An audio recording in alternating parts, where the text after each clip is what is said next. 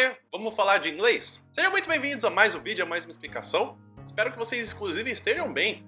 E a gente hoje vai falar de uma coisa que aterroriza um aluno que está estudando inglês, que é a parte do Simple Past. Já falamos dos verbos regulares e dessa vez a gente vai falar dos verbos irregulares, ou seja, verbos que não vão ganhar ED no seu final para poder falar do passado. Assim como a gente falou na última aula, a questão de quando a gente muda um verbo para o passado, ele sempre vai acontecer em uma frase afirmativa. Então isso significa que quando a gente faz uma frase negativa ou interrogativa, a gente não precisa mudar o verbo para a sua forma do passado, porque a gente vai ter o uso de did para poder mostrar que ele vai ser. Nas próximas aulas a gente vai ver especificamente sobre o did. Nessa aula a gente vai falar sobre os verbos regulares, então ele não segue um padrão para ele poder se modificar para o passado.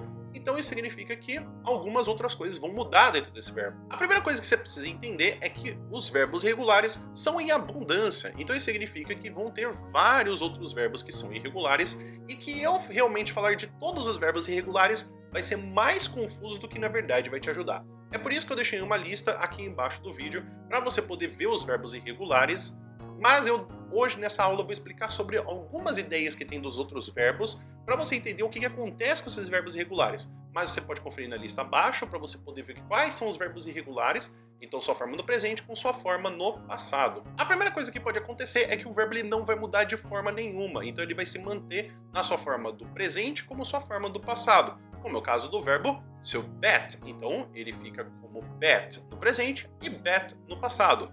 Assim como o verbo to cut, ele fica cut e cut na forma do presente e do passado. Para outros verbos, pode ser que você mude apenas uma letra desse verbo, como é o caso, por exemplo, que temos o verbo to blow. Então o verbo to blow, ele fica blew para quando a gente coloca na questão do passado. Um outro verbo também que acontece isso é o verbo to come. O come ele fica came, que a gente vai ter a substituição da letra O pela letra A.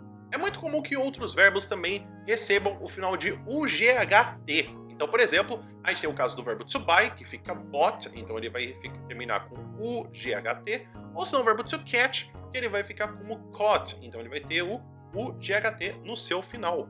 Tem verbos que, inclusive, eles perdem letras quando vão ser transformados para o passado, como é o caso de, por exemplo, o verbo to lead, que ele vai ficar como led, como se fosse a questão da luz.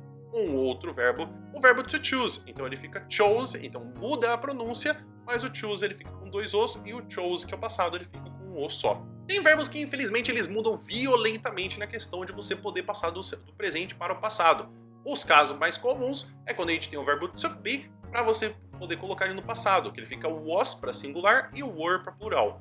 Quando você também tem o caso do verbo to go, que ele fica went para você falar do passado. Então, assim como eu falei, é muito difícil a gente realmente entender como que a gente pode decorar esses verbos, porque nada mais, nada menos é do que você decorar. Então, você saber isso por mente para você poder colocar esses verbos. Porém, algumas coisas facilitam muito sua vida. A primeira delas é que os verbos eles sempre vão aparecendo com uma grande frequência. Então, mesmo que você não lembre, eles vão aparecer na sua frente e você vai reconhecer esses verbos irregulares. Uma outra dica que eu também falo é que mesmo que você não tenha certeza se um verbo ele é irregular ou não, às vezes é melhor que você só simplesmente coloque um ED no final da frase para você simplesmente conseguir entender que você está falando de passado. Vai ser correto gramaticalmente falando? Não. As pessoas vão te entender? Sim, porque a construção é de passado. Pode ser que alguém te corrija? Pode. Mas poxa, pelo menos a pessoa está te corrigindo e você está tentando falar a língua. Tem muita gente que não concorda com essa ideia de que tem que falar só quando souber qual que é a forma do verbo.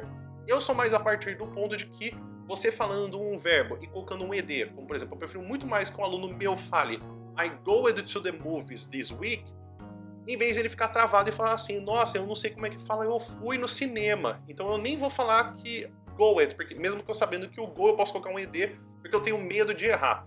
Então, eu prefiro que você tenha essa dica de que você pelo menos pode colocar o ED no final do verbo, que já é uma ideia de passado, e os verbos regulares vão aparecendo. Nas listas que eu coloquei aqui embaixo, é legal você fazer com que você destaque quais são os verbos que você já conhece. Você pode também montar flashcards, você pode montar num caderno uma lista com os verbos regulares que você já conhece e aí ir praticando para que você possa cada vez mais conseguir lembrar eles com mais naturalidade e menos esforço. Então é isso, pessoal. Espero que vocês tenham entendido, espero que vocês tenham gostado. Inclusive, ficou com alguma dúvida da questão dos verbos irregulares? Você quer perguntar se um verbo ele é regular ou irregular? Escreve aqui nos comentários, por gentileza. Inclusive, queria agradecer a todo mundo que está se inscrevendo no canal, deixando curtidas e comentando sobre o que gostou ou de dúvidas da língua inglesa. Isso é muito legal para poder saber o que vocês estão gostando e me ajuda bastante a criar um bom conteúdo. Inclusive, caso você queira continuar estudando para a língua inglesa, tem também mais conteúdo no meu Drive para você poder baixar e continuar estudando. Inclusive, caso você queira vir estudar comigo, não só para você poder ser fluente em língua inglesa, mas também para você poder fazer exames preparatórios de língua inglesa. No caso do TOEFL, do IELTS, do TOEIC, você pode também ver os meus dois cursos aqui embaixo do vídeo para você poder acessar com um cupom e pagar por R$ 40 pelo curso completo. Isso não é a mensalidade, é o valor do curso total.